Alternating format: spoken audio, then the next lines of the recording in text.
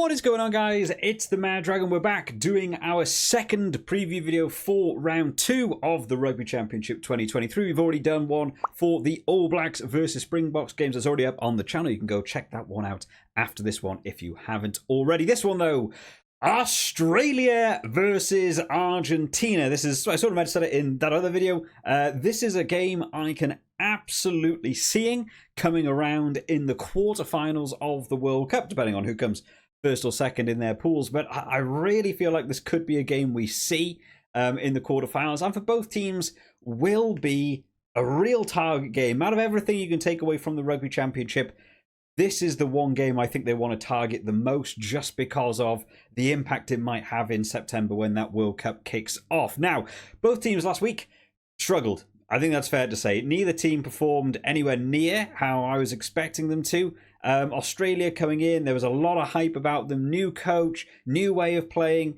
We got to see about 15 minutes of it, and maybe working well first to get over on the score sheet, and then after 15 minutes, it really just fizzled out. It felt like the game plan just really sort of deteriorated for them. They had no answer to the Springboks. And Argentina, I'm not even quite sure what the Argentinian plan was. They got sort of monstered in the scrum, which I think took them by surprise. They had an injury before the game even kicked off, so they had to mix up their centre partnership. Every time they had the ball, it felt like they just kicked it instantly and not tactically, but aimlessly. So many kicks just going into touch. A lot for both teams to work on in this game. I think both of them actually would have probably preferred this game to have been the first game of the Rugby Championship for them, so they both could have settled in to the tournament a bit more. But let's have a look at the teams that have been announced for this round. Starting out then with Australia in this front row. James Slipper, David Preki and Alan Alatoa. Now, again, both teams last week really lost out a lot in the scrum. This Australian team felt like it was in desperate trouble going up against the Springbok side in the scrum, but so did Argentina, and both Australia and Argentina are good scrummaging teams. So both teams might actually think in this game they have a chance because they've both seen the other side have a bit of a weakness in that area. So it'll be really interesting to see how this battle pans out in this game in terms of the scrummaging. In the lock department, Richie Arnold back alongside Will Skelton, an absolute giant man. Again, the line-outs for Australia last week, for the first opening 15 minutes, they were trying out different things at the line-out, trying some different, standard plays, not just chucking it to the man, sort of going long. They were trying sort of interlinking plays. They were sort of trying to go quick, throw it to the front, trying some interesting moves, and that was quite fun to see. But as soon as South Africa clocked onto it, it really felt like that lost a lot of steam. Not that the South African line-out was particularly wonderful for the duration of the game, but yeah, in another area, hopefully they just settle that down and it has a bit more longevity than just, that opening 15 minutes in the game. In the back row, Jed Holloway comes in blindside flanker. Fraser McWright gets the start on the open side, and Rob Valentini at number 8. Now, big name in there, Rob Valentini. Certainly had a couple of nice carries in the game, but again, felt quiet. Felt like I wasn't hearing his name a lot. Didn't feel like I was seeing him do quite as much as I was expecting him to.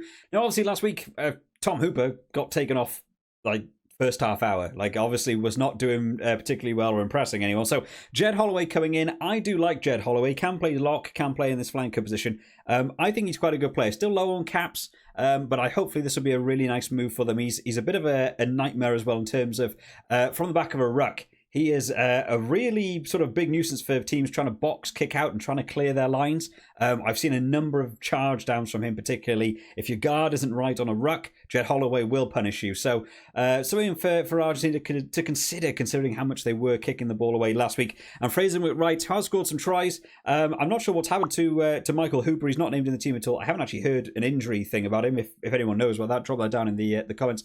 But Fraser McWright got a couple of tries under him. I have seen him play international, a handful of times now. Can occasionally come across to me as ever so slightly selfish with his ball carrying. Sometimes he isn't looking for who he's going to offload to. He's very much, I'm taking this forward and I'm going to do that. That would be something for me to just see in terms of his player progression. I'd like to see him interlink with a few more players rather than, be so determined to go for the try himself. Sometimes a cheeky offload can actually get you over the line in a more safer way. In the halfback partnership, Nick White back alongside Quade Cooper. Two names who I gave high praise to going into last week.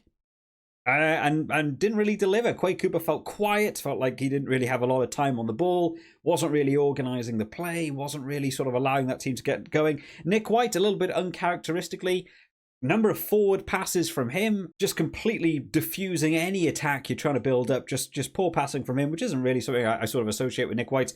So the halfback partnership, again, will be just looking to try and improve this week going in. The centre partnership, Karevi goes in alongside of Ikitau. They've obviously thought that the Reece Hodge at centre wasn't working out. I wasn't expecting it to work out, to be honest. Karevi did come on, though, last week and immediately gave away a penalty, which then led to the driving maul try that got taken down, and it was a penalty try. Impact into a game. Don't give a penalty away immediately. Hopefully, by starting the game, you can settle more into the game and not try and play catch-up. I prefer this centre partnership to the Reece Hodge Nikitau that we got to see last week. So hopefully that's an improvement. And then finally in the back three, one change just to test my pronunciation of names. In the left wing we have Koriobetti. On the right wing we have Mark Nawakanitawase. Hopefully we're getting sort of okay with that pronunciation. And then in the fullback position, Tom Wright as well. Now it was of course Vunivalu last week. Not in the team now. Man, what a just overall not a good performance. I had him in the fantasy team last week. It did not pan out well at all. Now Akito Wase coming in. I rate him really highly. I think he's a really sort of underrated player at the minute. Try scoring potential is huge on him. He's a really tricky man to stop, and he just hits really nice lines. Even the games I was watching last year with Australia versus Wales, where they had that big comeback to win in that game. Now Akito Wase was, an absolute pivotal player in that comeback, getting his tries. So I absolutely rate him as a player. Having him on the right wing, cool stuff. Korobati on the other wing. There's some dangerous wingers on this team. You just got to get the ball out to them quicker, support them a bit more, and let them have the room. The ball just not getting out quickly enough for me last week. So change has been made to the Australia team, and I think correct changes, to be fair. I'm just hoping they have a bit more of a game plan. It's something I've criticised Eddie Jones for in the past, where I feel like teams under Eddie Jones come in with a plan A, and the plan A is actually normally really good. It's normally designed to actually really mitigate the other team's strengths. The only problem is it seems to always be a thing that it falls back on. If plan A fails, there never seems to be a plan B, and we sort of got to see that last week. After we got to half-time, we thought Australia would switch up. It felt like he gave nothing to the team in telling them how to improve. He just said, go out and play. And then if anyone did see the press conference after the game, little bit shaky for him there as well. In the reserves then, we have Ulysses, Bell and Fa'amusili. Hopefully I'm sort of getting that pronounced right. There's a couple of new names for me along the way, so take them with a little bit of a pinch of salt. I do try my best. Alongside them, we also have Matt Phillip, Rob Leota, and Josh Kameni. Hopefully, again, pronunciation is a brand new name for me, making his debut on. I give him a little bit of a look up. Apparently plays for the Rebels at flanker. So, Australia going for the 6-2 split. Might be the right move. Argentina last week showing they were up for a physical game versus New Zealand. Maybe they're hoping to just really nail the set pieces more than what they got to do last week. So they're backing their forwards a bit more. They want to get the groundwork settled before they try and play a bit more expansive rugby. And then the replacement backs, Tate McDermott coming on alongside Carter Gordon, who we got to see last week and got over his try. Nice for him. In the 80th minute, a bit of a shame we didn't get to see him earlier because, made a nice impression on the game. But sort of like I said for the Springboks Australia preview video, I feel like it's very much like I quite like the starting 15, but the reserves bench is maybe, a little bit underwhelming.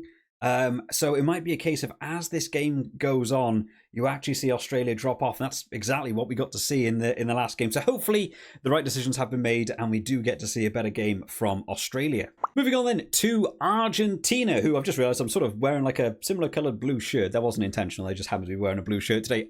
Only a couple changes to their team compared to the ones that went up against the New Zealand team. Genuinely, I found it quite hard to even analyse what went on with Argentina. There didn't really seem to be an enormous game plan. I really felt like they performed better, holding on to the ball in their own hands and going through some phases and making some ground. The amount of times they just kicked the ball away for seemingly no reason, they would do extremely well. You'd have people like Bruni would get in, get a big turnover, and in the first phase of play, just kick the ball away. I don't know what that tactic was. It didn't help them at all day. I really hope it's something we don't see against Australia, because I feel like the way Eddie Jones has always sort of designed the England team, now he's over with Australia, to to try and penalise teams that kick you the ball back and go on big counter-attacks and try and win the breakdown situation, forcing you to kick. I really hope they don't fall into that, and I think the Jed Holloway at the flank is a really nice move to try and stop box kicks and stuff and just add that pressure. I really hope Argentina don't fall into it this week. So starting out in this front row, Gajo alongside of Julian Montoya and Gomez Codella comes in the tight head prop. So a little bit more reinforcement in the prop department. I thought Gajo was actually playing quite well around the pitch, but the scrummaging last week was really letting them down. They came up against some pretty big monsters in that New Zealand pack, and certainly put them under big pressure. In the lock department, Alamano and Lavanini. No cards for those boys last week, which is nice to see, but again, just felt quiet from those two. You know, can be such big involved in terms of the ball carrying and messing about in the line out and really being an annoyance to their team. Again, felt a little bit quiet to me last week. And then in the back row, Pablo Matera retains in flanker. Grondona goes in the 7 shirt. And Juan Martin Gonzalez moves to the number 8 shirt. So Bruni has actually been moved to the bench. I haven't got it on screen. I thought he played well. He did get his card, which, you know, didn't really help him at all. But in terms of actual play involved in the game, get involved in the breakdown, he did win a number of nice turnovers. He was carrying the ball well. A little bit surprised to not see him start here. And there's some other, you know, big names that were a little bit quiet last week. Pablo Matera, I don't really feel like I got to see an enormous amount from him last week. And Gonzalez, who, you know, last year was really making some big inroads again. A little bit quiet from him as well. So I just think this pack will just want to, you know, tie together, stand up a little bit, and really get stuck into this Australian team this week. In the halfback partnership, no changes here. Bertrano alongside of Santiago Carreras. In the centre partnership, we've had to again have some mix-ups here because of their injury situation and stuff. So De La Fuente in at the inside centre and Lucio Cinti in the outside centre, and then in the back three, Mateo Carreras on the left wing, Rodrigo Iskro, I'm going to hopefully get that pronunciation correct, on the right-hand wing. Not a player I know a lot about, so I'm really looking forward to keeping a close eye on him, see how he gets on in this game. And then finally, Boffelli still in that fullback position. Again, it's just hard to analyse. New Zealand just took over so many areas of the game. I've always enjoyed seeing Boffelli on the right wing. I don't think he had a too terrible game in terms of covering that backfield in terms of fullback. But one of the key things that was working so well for them last year was being able to generate penalties and convert them into points through the boot of Boffelli. And New Zealand just did not let them do that last week. They just didn't have the possession. They couldn't get the number of penalties in range for Boffelli. And unfortunately, it does really hurt the scoreboard for this Argentina team. On the bench then, we have Augustin Creevy, who's been narrowing in on that 100 caps, right? I think he's on about 97, 98 caps now, getting there very, very slowly. Tetas Chaparro and Bejo has been moved to the bench from last week. The rest of the forwards coming in then, Lucas Paulos coming into the team. We didn't get to see anything from him last week. I'm really looking forward to see him back on the field, get involved with this team. The only problem is that, you know, Alamano and Lavanini, they're always there. I would like to see some different mix-ups. Hopefully Paulos gets some decent game time and isn't just sort of chucked on in the final 10 minutes or what have you. And then finally Rodrigo Bruni, who, like I said, I know he had his card and what have you, but I actually thought, you know, impact into the game, I actually thought was one of the more positive things for Argentina last week. And then in the replacement backs, we have Bazan Velez, Nicolas Sanchez, and Matias Moroni coming in as well. So certainly some decent experience coming on from the bench. Out of the two sides, I slightly prefer the Argentina bench. But I do feel like Australia have got a pretty strong starting team. So it might be a case of it might go one way in the first half and then shift back towards the second half. So what do we think in terms of a score prediction then? This one, a tricky one to call because it's hard to gauge where both teams are at. This will be the game that really defines, I think, where they're at going into this World Cup now. Australia just really struggled to find their feet last week and couldn't get into the game, I think, to execute the game plan we wanted to see. And Argentina, I'm still not even sure what the game plan was last week. So this one's going to be, you know, a little bit more up in the air for me. I'm going to call an Australia win. I think the back setup, I think the changes they've made are probably better for what the performance was last week and how they want to improve this week. So I'm going to say an Australia win. And I'm going to say by 6. But there we have it, guys. Make sure you drop down your comments and score predictions down in the comments section, because I do enjoy having a read through them. If you enjoyed this one today, remember to leave it a like and subscribe to the channel so you can keep up to date with all the latest videos as they come out on the channel. I will see you all next time, guys. Bye bye.